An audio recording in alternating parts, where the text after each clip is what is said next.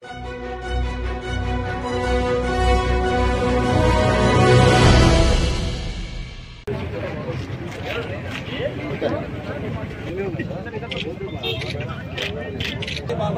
నా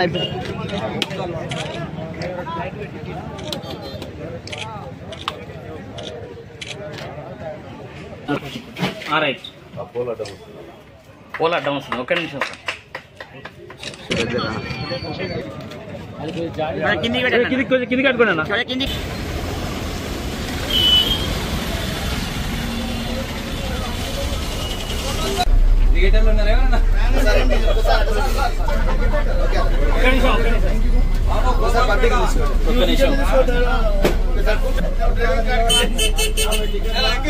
ఒకసారి మీరు కొంచెం కూర్చోండి అన్న. గోపాల్పేట రోడ్డు బాబు ఆదిత్య మీరు వచ్చాక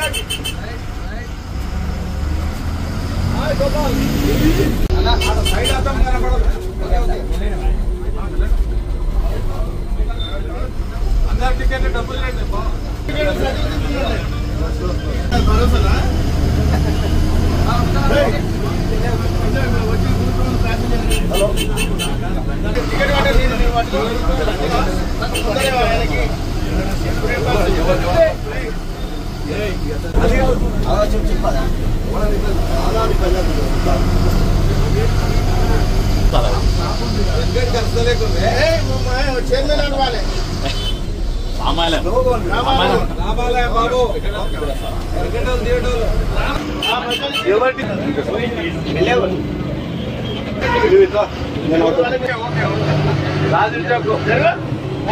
రాకపోతే ఎమ్మెల్యే సార్ కంప్లైంట్ చేస్తాం.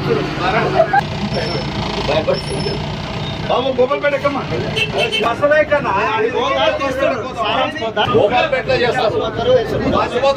ఈరోజు వనపర్తి పట్టణంలో వనపర్తి మున్సిపాలిటీలో వనపర్తి డిపోకు సంబంధించిన ఆర్టీసీ బస్సు మెడికల్ కాలేజ్ నుంచి towards engineering college Gopalpeta route, Pebbair route నుంచి Gopalpeta route first bus start చేసినాం. గౌరవ రాష్ట్ర రవాణా శాఖ మంత్రి పొన్నం ప్రభాకర్ గారి దగ్గర మాట్లాడి వనపర్తిలో దాదాపు 1,00,000 పాపులేషన్ ఉంది. ఫ్లోటింగ్ పాపులేషన్ 20,70,000 దాకా ఉంటుంది. ఇంటర్సిటీ లోకల్ బస్సులు కావాలని అడిగినప్పుడు ఫస్ట్ ఒక బస్సు ఇచ్చున్నాడు. ఇప్పుడు ఈ రూట్ గోపాల్పేట పెబ్బేరు రూట్ పెట్టినాం. ఇంకా 2 బస్సులు రాబోతున్నాయి. ఒకటి రాజపేట నుంచి టువర్డ్స్ పాన్గల్, ఇంకోటి చిట్యాల నుంచి టువర్డ్స్ శ్రీనివాసపూర్ లైన్ చందాపూర్ సైడ్ 3 బస్సులు వనపర్తి టౌన్లో పిల్లల కోసం, మహిళల కోసం, లోకల్ వాళ్ళ కోసం దిక్కుపోతున్నాం.